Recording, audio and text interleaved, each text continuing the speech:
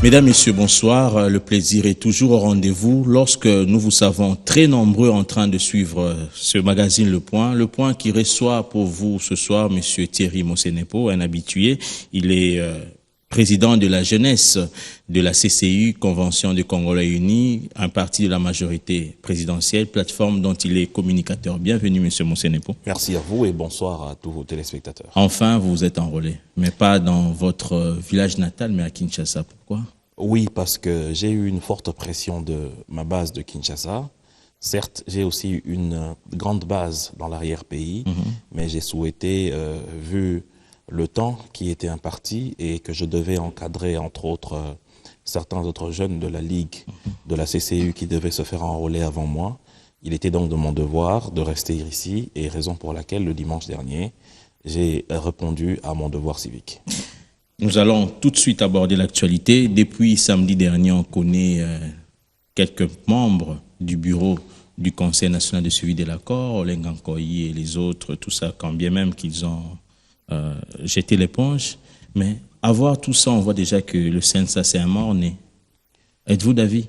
Pas du tout. D'abord, je commencerai par féliciter le chef de l'État, qui depuis ne lésine sur aucun moyen pour pouvoir appliquer l'accord du 31 décembre et ce qui nous permet de nous acheminer petit à petit vers l'accomplissement dans sa globalité du processus électoral. Aujourd'hui, avec cette mise en place du Conseil national de suivi de l'accord, il est clairement établi que l'accord, permettez-moi ce pléonasme, du 31 décembre 2016 est bel et bien respecté et son application est en train de prendre corps. Cela va permettre que nous puissions aller plus rapidement et de manière plus sereine vers des élections. Et cela va aussi permettre à ce que la CENI, ainsi que le gouvernement et le CNSA qui vient d'être mis en place, de pouvoir statuer sur le processus électoral et voir les possibilités de le renforcer pour que les Congolaises et les Congolais aillent vite aux élections. Et votre question qui comporte sur le fait que le CNSA soit un mort-né, je ne sais pas sur quelle base ou sur base de quels éléments vous êtes en train de dire que c'est un mort-né. Le président qui a été, je ne sais même pas, élu ou désigné est vite contesté par ses pairs de l'opposition d'abord, et il y a aussi l'UNC, le MLC, qui ont jeté l'éponge, qui ne veut plus du poste de vice-président. Finalement, Olenga Nkoyi sera seul avec le vice-président qui viendra de la majorité. À quoi bon? Tu sais, mon cher ami Mboma, il faut finalement que l'opinion congolaise, ainsi que l'opinion internationale, qui chaque jour apporte son amitié au Congo, puisse se rendre compte qu'au-delà de la bonne volonté du président de la République, de pouvoir à chaque fois respecter sa parole, il y a une dose de mauvaise foi dans le chef de certains leaders de l'opposition radicalisée. Pourquoi je le dis ? Parce qu'il faudrait que nous puissions, pour mieux comprendre ce dossier, aller vers la genèse. C'est-à-dire, nous sommes au 31 décembre 2016, lorsque les parties prenantes signent l'accord de la SENCO. Il s'agit notamment de la majorité présidentielle, de l'opposition républicaine, du Rassemblement, de l'opposition signataire de l'accord du 18 octobre, du Front, donc du MLC, et des deux branches de société civile dont l'une a signé l'accord du 18 et l'autre qui n'a pas signé. L'accord dans son ensemble parle du processus électoral. Mais en appendice, il parle aussi du Conseil national de suivi de l'accord qui va accompagner la mise en place de cet accord. Et ce soir-là, de manière consensuelle, parce qu'il faut bien le dire, c'est que la plupart des participants, des composantes qui ont participé à ces discussions ont choisi comme mode le consensus. C'est-à-dire que tout le monde se met d'accord sur chaque point pour que les choses puissent être opposables à tout le monde. Il a donc été décidé, en article 6 alinéa 2 de cet accord, que la présidence du CNSA va revenir au président du Conseil de sages du Rassemblement. À l'époque, c'était connu que ce président du Conseil de sages était feu Étienne Tshisekedi Wamulumba. Nous savons ensuite ce qui s'est passé, notamment son décès inopiné à Bruxelles le 1er février de cette année. Exactement un mois après, plus précisément le 3 mars 2017, Joseph Olenga Nkoyi se fait nommer par ses pairs président du conseil de sages de rassemblement. Qui avait 2 ennemis. De ce fait, bien entendu, c'était donc lui qui représentait cette cartographie, cette squelettisation du président du CNSA. Et rappelez-vous que les évêques ayant constaté 2 points de blocage au niveau des arrangements particuliers, notamment l'impossibilité de trouver un consensus autour du modus operandi du choix du successeur de Tshisekedi, ainsi que des modalités pour le choix du Premier ministre, ont jeté l'éponge et ont remis au président de la République ses responsabilités. Exact. Je me rappelle, au sortir de cette audience, le patron de la Synco, Monseigneur Outembi, a clairement dit que nous demandons au président de la République de prendre ses responsabilités. Et rappelez-vous que quelque temps après, le président de la République a lancé des consultations auprès de la classe politique, notamment des différentes parties qui ont pris part au débat de la Synco. En ce moment-là, qu'est-ce qui s'est passé? Le président de la République a lancé un appel pathétique à tout le monde. Et Olenga Nkoyi et son groupe de 24 personnes ont été reçus par le président de la République. À cette occasion, il a présenté au chef de l'État le dossier qu'il a eu à déposer à la Synco devant tous les autres, notamment Félix Tshilombo et tous les autres, qui consistaient dans l'acte de nomination de Sieur Olenga Nkoyi comme président du Conseil de sages, un acte qui a été en plus notarié. Les autres du rassemblement dont tu parles se sont soustraits de ces consultations du chef de l'État.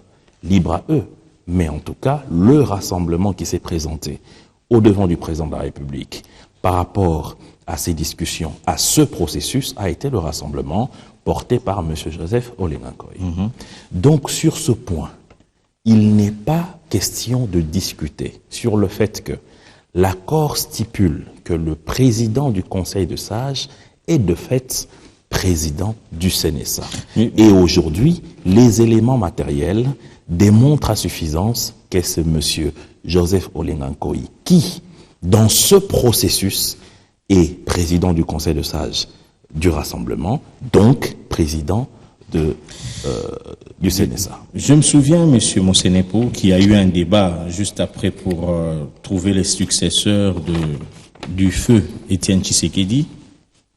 Selon les délégués au dialogue du centre interdiocésain, le poste de président de CNSA a été donné à Étienne Tshisekedi, vu sa grandeur, vu son combat.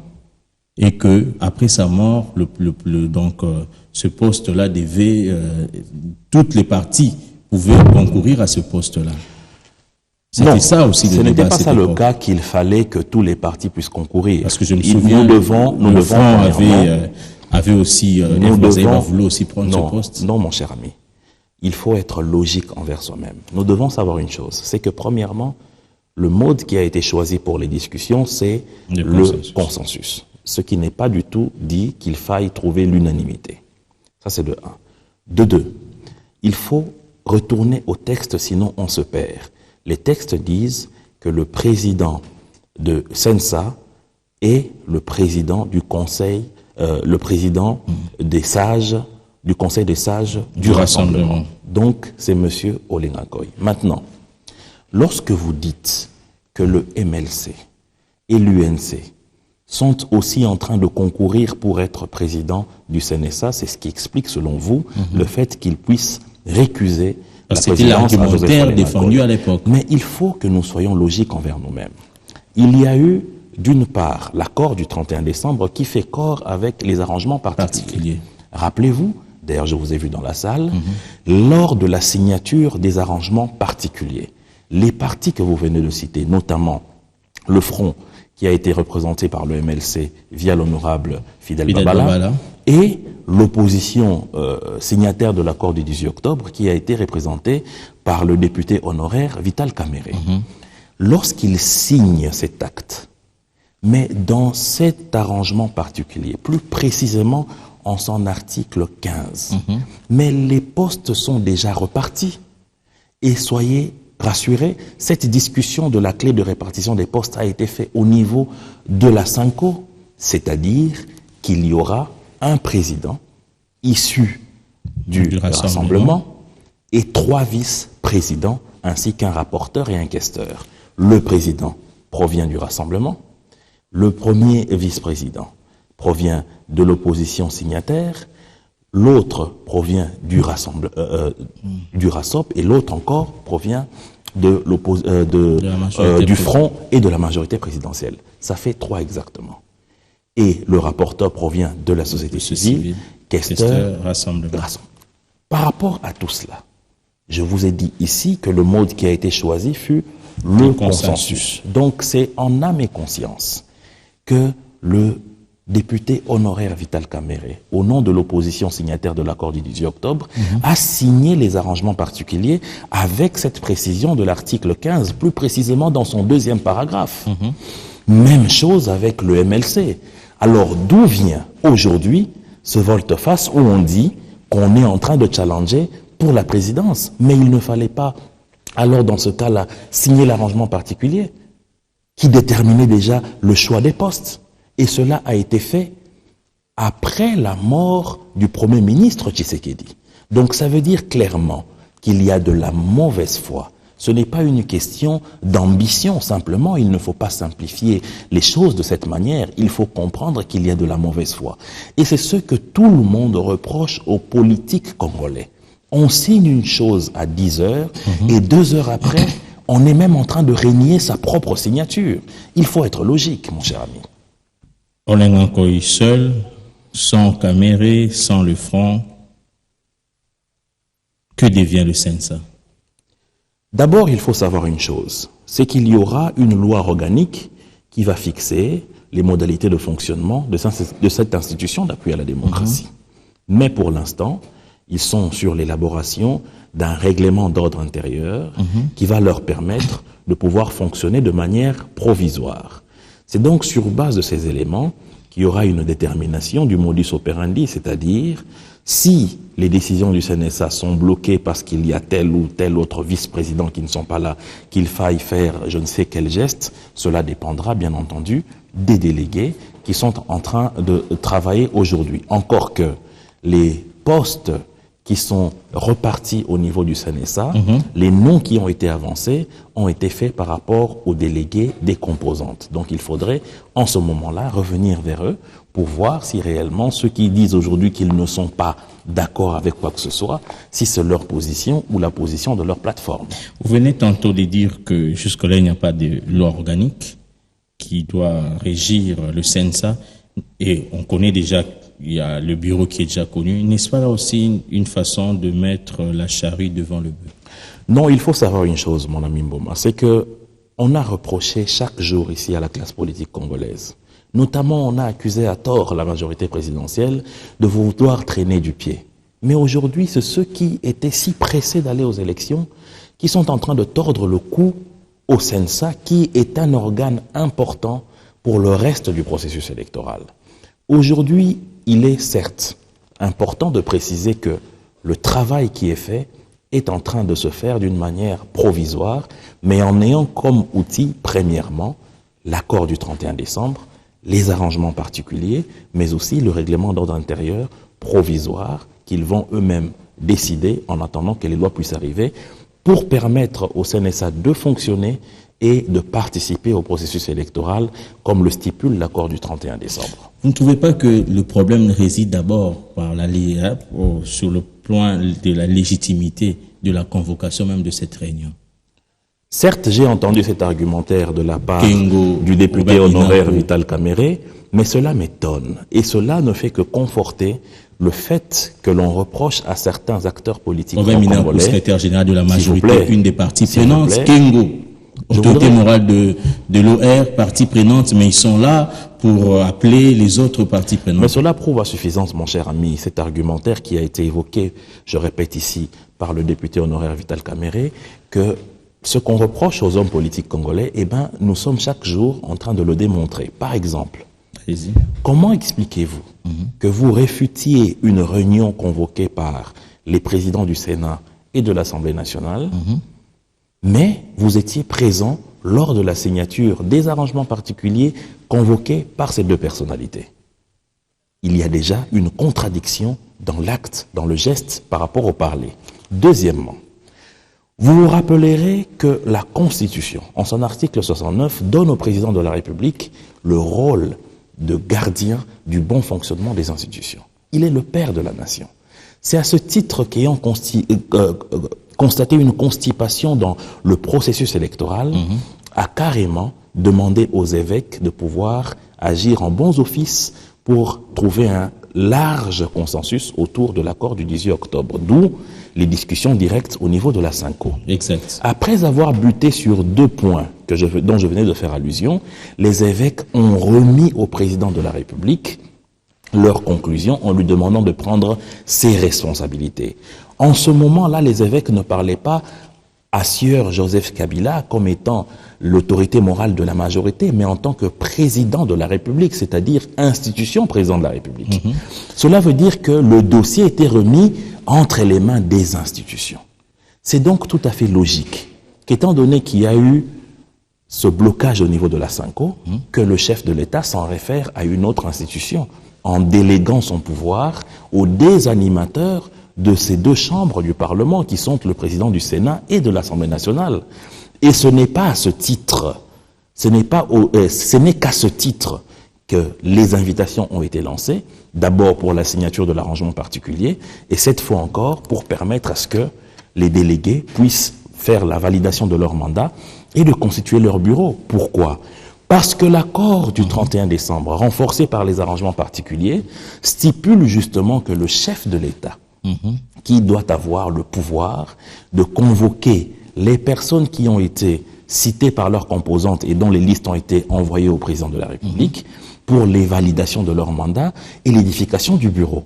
Et le président de la République, jouissant de ses pouvoirs, a délégué ce dernier pouvoir à monsieur l'honorable Aubin Minakou et l'honorable président Léon Kengo-Adondo. C'est à ce titre, ce n'est nullement en tant que président de l'OR ou secrétaire général de la majorité présidentielle que les deux présidents de l'Assemblée et du Sénat ont convoqué les délégués du CNSA.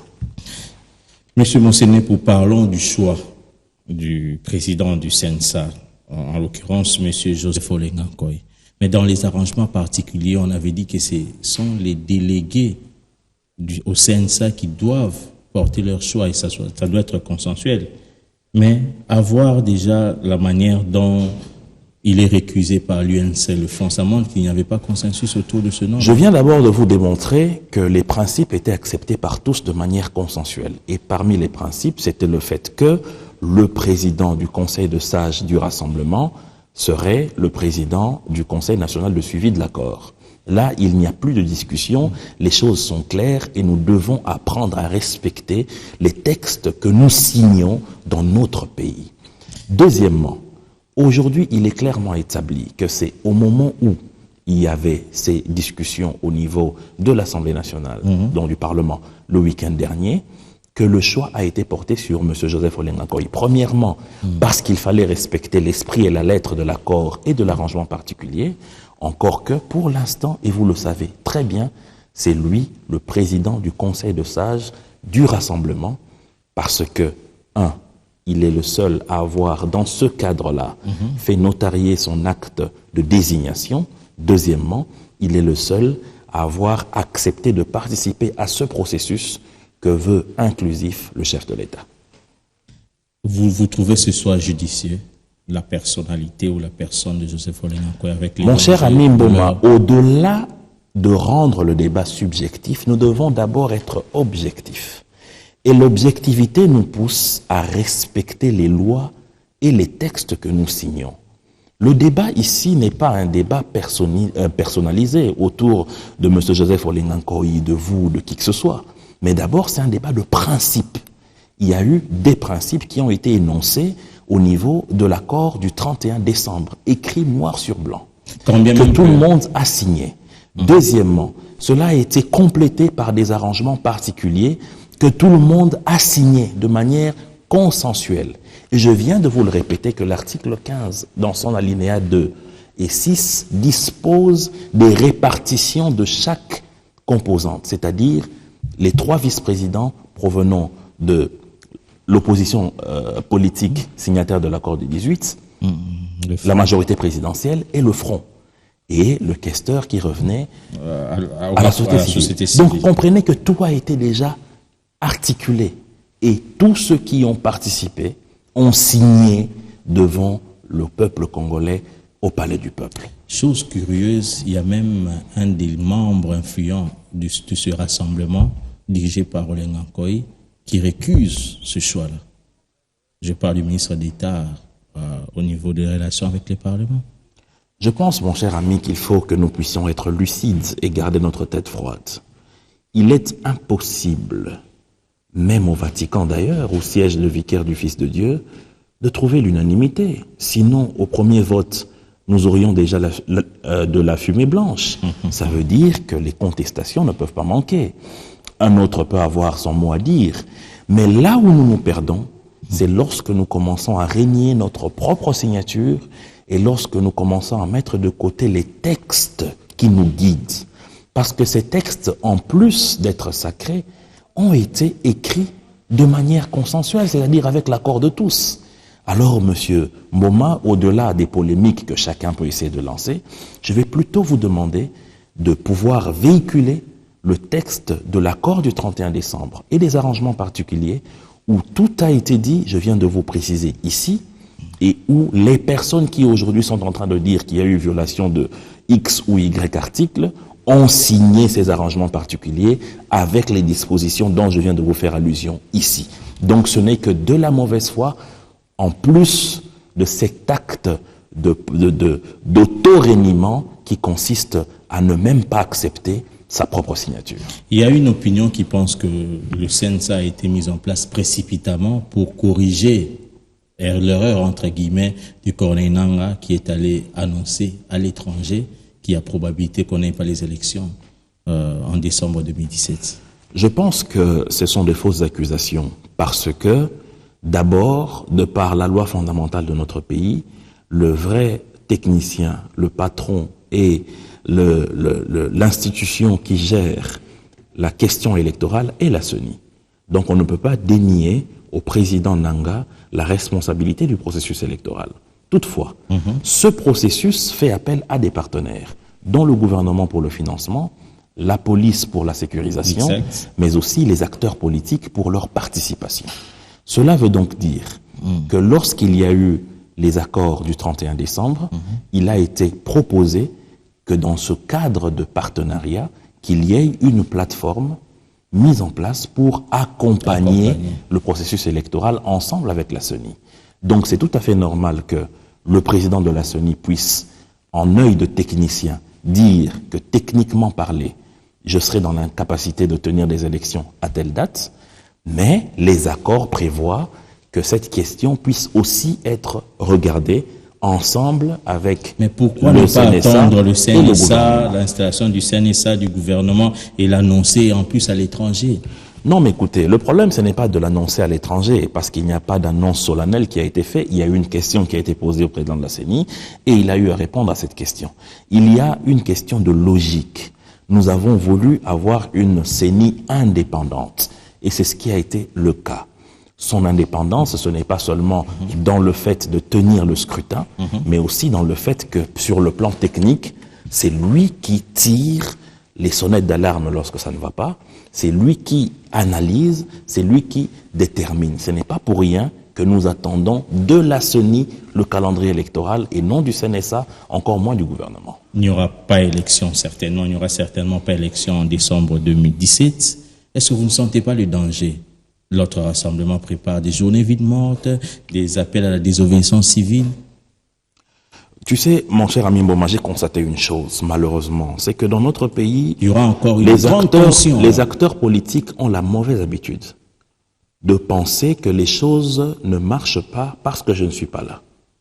C'est-à-dire, le gouvernement conduit par le Premier ministre Bruno Tshibala est un mauvais gouvernement, ne respecte pas l'accord parce que ce n'est pas X qui est Premier ministre. C'est une façon biaisée de voir les choses. Aujourd'hui, nous avons des acteurs politiques qui sont en train de crier haut et fort qu'il faut des élections au 31 décembre 2017. Cela n'est que de la mauvaise foi. Pourquoi? Parce que nous savons pertinemment qu'il y a eu des cas de force majeure qui ont causé du retard au processus. Nul n'est besoin ici de rappeler les insécurités qu'il y a eu, notamment au Kasaï. Nul n'est besoin de rappeler ici que l'enrôlement des électeurs a connu un retard dans ces deux provinces, sans compter dans certaines agglomérations dans l'est de la République démocratique du Congo. Cela a des conséquences sur le processus électoral. Donc il est tout à fait normal aujourd'hui que l'on puisse attendre pour que l'on dégage un fichier électoral global, que la CENI puisse lancer les enrôlements comme ça a été promis pour la fin de ce mois, au niveau du Kasaï, où il y a eu le phénomène Kamuna-Sampou, qui est, Dieu merci, sous contrôle grâce à la vigilance des autorités de notre pays, principalement du chef de l'État lui-même. Monsieur Mosenepo, on revient au texte. Les textes sont clairs. Les élections doivent être organisées au plus tard décembre 2017. Mais finalement, on se rend compte que ce sera impossible. Mais vous oubliez qu'il y a un bémol dans ces mêmes accords. C'est que le CNSA, le gouvernement et la CENI peuvent évaluer la possibilité d'une prorogation au regard des événements. Et je crois que nous allons arriver à cela. Il ne faut pas penser que la mise en place du CNSA répond à un besoin plus de pouvoir reporter les élections que de respecter l'accord du 31 décembre qui demande à ce que, justement, il y ait un Conseil national de suivi de l'accord. Il y a une frange il y a quelques partis, où il y a un parti politique de la République démocratique du Congo qui a même proposé un schéma 1+3, président Kabila, premier ministre Félix Tshisekedi, président du CNSA Vital Kamerhe. Vous ne pouvez pas que c'est aussi sage? Ça pourrait aussi baisser la tension comme c'était le cas en décembre 2016. Je pense, mon cher ami Mboma, que l'homme politique congolais finalement doit essayer de prendre sa responsabilité, dans le sens que brûler le pays ne va servir à personne, parce que nous vivons tous dans cette nation. Il ne faudrait pas, et lorsque vous observez les débats et les discussions, je viens de vous démontrer ici que le député honoraire Vital Kamerhe ainsi que le MLC, sont aujourd'hui en train de tirer sur le CNSA parce qu'ils n'ont pas eu la présidence. Mais je vous ai démontré que de manière libre, consensuelle, ils ont accepté et ils savaient déjà, depuis bien longtemps, qu'ils vont avoir les postes de vice-président, dont l'un en charge du suivi de l'accord et l'autre sur les questions électorales et le troisième pour les questions des relations avec les institutions. Donc tout cela prouve à suffisance que nous sommes dans une logique où, lorsque je ne suis pas là, les choses ne se passent pas bien. Donc même si on allait dans une formule où il y aurait 4 vice-présidents, 5 vice-présidents de tel ou de tel autre, celui qui ne sera pas là dira qu'il faut pour lui un 6e ou un 7e dialogue. Il faut que l'on puisse finalement se dire une chose. C'est que même ceux qui aujourd'hui sont en train d'appeler à la désobéissance civile, qui sont en train d'appeler aux marches et à la destruction des biens publics et privés, sont en train de retarder le processus électoral. Alors posez-vous la question de qui réellement veut qu'il y ait élection dans ce pays. Nous sommes plutôt dans une logique où il y a des mains noires extérieures qui sous-traitent certaines mains ici dans notre pays dans le but de déstabiliser notre nation. Il n'y a qu'à voir chaque jour des informations qui sont publiées par ces fake news, qui chaque jour publient des rapports, des enquêtes sur le nom du chef de l'État, au nom de notre gouvernement, qui salissent la République démocratique du Congo, exactement comme à l'époque des journaux de Hitler qui, voulant tuer les Juifs, ont commencé d'abord par les salir dans les journaux nazis. C'est exactement ce que nous sommes en train de vivre aujourd'hui. Eux, ils sont clairs, ils disent, allons tout droit. Il y a une proposition qui souhaite assez qu'au 31 décembre, que le chef dépose et que les élections soient organisées 6 mois après sans lui. Est-ce que c'est pas possible? C'est pas envisageable? Je pense, mon cher ami Mboma, que si aujourd'hui, c'est lui le problème. Monsieur Mboma, si aujourd'hui j'ai l'assurance de venir devant vous, de défendre la position de la majorité présidentielle, donc de mon parti, la CCU, au regard de ce qui se passe avec les déclarations intempestives de certains acteurs politiques concernant le CNSA, c'est parce que je me base sur les textes. Premièrement, le texte de l'accord signé au 31 décembre et deuxièmement sur le texte de l'arrangement particulier. Donc, le président de la République aujourd'hui, il faut qu'on le sache, s'il est à la tête de notre nation, c'est principalement de par la constitution de la République démocratique du Congo. Ce n'est pas par le bon vouloir de qui que ce soit en dehors du souverain primaire qui est le peuple congolais, qui a voté cette constitution et qui stipule clairement en son article 70 alinéa B que le président de la République ne peut être remplacé que par un président élu et non par un président de compromis, un président d'accord ou un président recommandé par je ne sais quel président de l'Union européenne ou des États d'Afrique. En attendant les élections générales, la CENI a publié le calendrier des élections des gouverneurs de quelques provinces, mais entre nous, M. Mosenepo, là aussi, vous n'aidez pas le chef de l'État. En quoi? Il y a même des provinces où il n'y a même pas vacances des gouverneurs au niveau du gouvernorat, mais le vice-premier ministre a même instruit, a même informé au président de la CENI qu'il y a des postes vacants de gouverneurs dans ces provinces. Il faut savoir une chose, c'est que d'abord, la plupart de ces gouverneurs proviennent des tickets des différentes composantes. Dans certaines provinces, il y a l'opposition et dans d'autres, majoritairement, c'est la majorité présidentielle.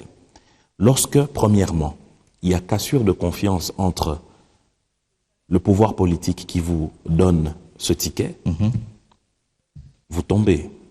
Deuxièmement, lorsqu'il y a un couac, difficulté de fonctionnement établie, avérée et prouvée entre vous et votre assemblée provinciale ou entre vous et votre gouvernement provincial, il est du devoir du chef de l'État qui doit veiller au bon fonctionnement des institutions de prendre une décision pour vous mettre de côté pour que les choses puissent avancer. Et lorsque vous observez dans la plupart des provinces où il y aura des élections très prochainement selon le calendrier publié par la CENI, vous allez vous rendre compte que c'est des mêmes cas de figure. Soit il y a des crises terribles entre le gouverneur et l'Assemblée provinciale, ce qui ne permet pas à ce que l'élan de développement de la province puisse aller de l'avant, et cela est un blocage, et il est du devoir des pouvoirs publics de pouvoir réorganiser les choses. Deuxièmement, des gouverneurs qui sont tombés par des motions qui sont sorties de leur assemblée provinciale. Apparemment, Kinshasa tire les draps seulement du côté des assemblées provinciales. Peut-être que ces assemblées aussi sont mauvais. Je crois qu'il ne faudrait pas dénier le fait que nous sommes dans un processus démocratique où les députés provinciaux sont en contact avec leur base. Il ne faut pas oublier le fait que leurs bases peuvent aussi leur demander des comptes, notamment lorsqu'ils voient qu'il y a une mégestion de leur province et que la conséquence après des interpellations serait aussi, en dehors d'une influence de Kinshasa, de faire tomber un gouverneur. Ça, il ne faut pas l'oublier. Prenons le cas du Haut-Katanga. On revient au texte. Il a été, il a subi la loi d'une motion, mais réhabilité par la Cour constitutionnelle. Et nous savons que les arrêts de la Cour constitutionnelle sont opposables à tous. Pourquoi ne pas laisser ce gouverneur rentrer travailler? Parce qu'il a été réhabilité. On ne peut pas, nous, s'opposer aux arrêts de la Cour constitutionnelle. Je pense qu'il faut savoir une chose, c'est qu'il n'y a pas ici une opposition quelconque au fait du retour du gouverneur du Haut-Katanga. Il y a une réalité, c'est que la Cour constitutionnelle répond à une requête qui lui a été faite, notamment en ce qui concerne cette approche de la constitutionnalité de l'acte posé par l'Assemblée provinciale. Exact. Mais cela ne met pas à l'abri le gouverneur par rapport, à la confiance dont il jouit de l'Assemblée provinciale de sa province, 2, au fonctionnement qui doit être parfait. Parfait, c'est trop dire, mais une bonne et franche collaboration entre lui et son gouvernement provincial. Troisièmement, dans la gestion même de la province au niveau de sa famille politique. Donc les arrêts ne te mettent pas à l'abri de tout cela. L'arrêt, certes, fait de toi que tu restes en ce moment-là gouverneur, mais cela ne peut pas te faire oublier que, premièrement, il faille avoir des relations saines avec l'Assemblée provinciale, ce qui peut concourir encore une fois à des chutes, et il est du devoir des pouvoirs publics de pouvoir veiller à ce qu'il y ait un bon fonctionnement au niveau de province pour éviter des crises. Conclusion. Donc ce n'est pas une guerre lancée à la Cour constitutionnelle, mais plutôt un jeu démocratique. Conclusion, la majorité présidentielle a échoué parce que ce sont ces tickets. On n'a pas imposé à la majorité ces candidats qui sont devenus gouverneurs et qui aujourd'hui ont échoué. Donc c'est vous qui avez échoué. Le processus de la décentralisation a été fait précipitamment. Pas du tout. Vous devez savoir que les nouvelles provinces sont des nouvelles entités et que par rapport à cela, il y a un travail qui doit être fait, d'abord en ce qui concerne le développement de ces provinces. Et la majorité présidentielle a donné la confiance à certains gouverneurs. C'est justement dans le but de continuer dans le sens de cet élan que lorsqu'il est constaté des léthargies, que ces gouverneurs puissent être frappés, pas nécessairement par la majorité présidentielle, mais aussi par ceux qui sont appelés à contrôler le travail de ces gouverneurs, c'est-à-dire les assemblées provinciales, et aussi par rapport aux populations de ces provinces, qui d'une part aussi ont un droit de regard sur la gestion de leur province. Donc ce n'est pas plus une question d'échec, mais plutôt un problème de constat d'efficacité qui serait au ralenti et qu'il y ait besoin de donner un souffle nouveau à ces provinces. Est-ce logique, quelqu'un qui a été nommé sur ordonnance du chef de l'État, être destitué ou suspendu par l'arrêté d'un membre du gouvernement? Il faut savoir une chose, c'est qu'il n'y a pas ici, là je ne sais pas si vous parlez de quel cas exactement. Parce qu'il faut savoir que pour les gouverneurs de province, par exemple, en ce moment-là, le chef de l'État a une compétence partagée, c'est-à-dire avec les assemblées provinciales. D'ailleurs, le président de la République entérine les décisions prises au niveau des assemblées provinciales qui votent les gouverneurs.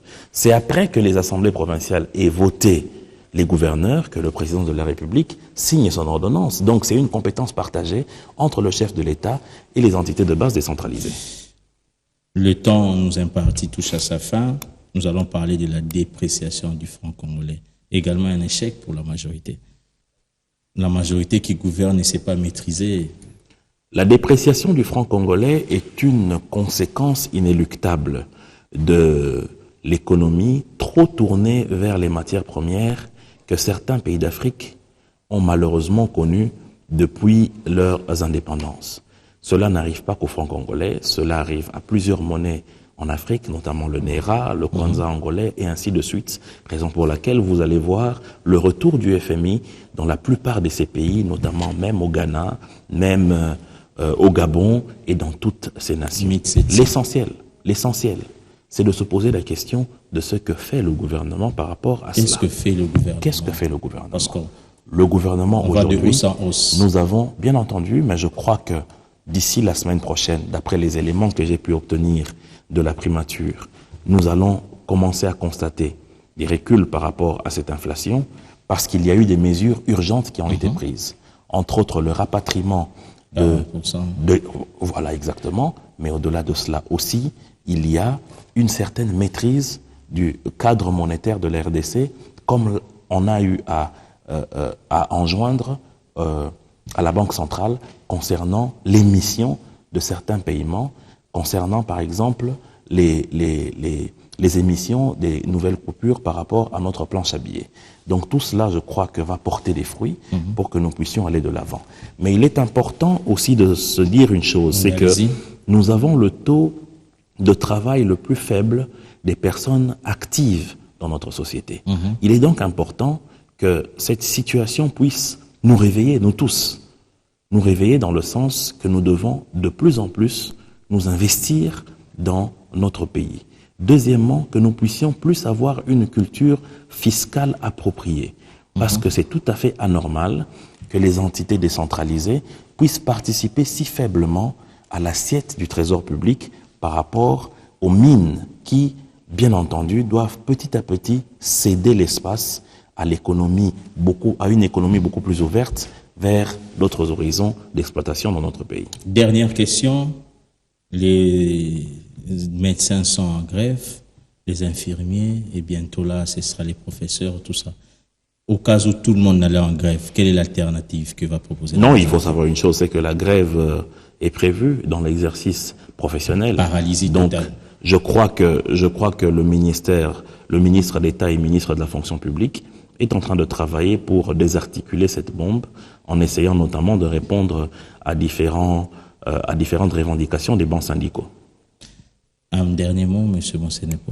Le dernier mot est plus adressé à nos compatriotes qui doivent savoir que pour l'instant, le cap que nous sommes en train de prendre, c'est le cap de pouvoir confectionner et consolider le fichier électoral, ce qui veut dire que nous devons tous aller rapidement nous faire enrôler et ne pas suivre tous ces turiféraires des troubles qui souhaitent à ce que l'État, la République démocratique du Congo, puisse être démantelée par rapport aux troubles qu'ils souhaitent qui puissent advenir à notre pays. Parce que leur souhait, c'est le chaos et non les élections. Merci, monsieur Monsenepo, d'avoir répondu à notre invitation. La matière était abondante, on a eu peu de temps. Nous allons y revenir peut-être dans nos prochaines éditions numéros. Merci à vous également, chers téléspectateurs, d'avoir suivi cette émission. Nous nous retrouvons la semaine prochaine. Au revoir.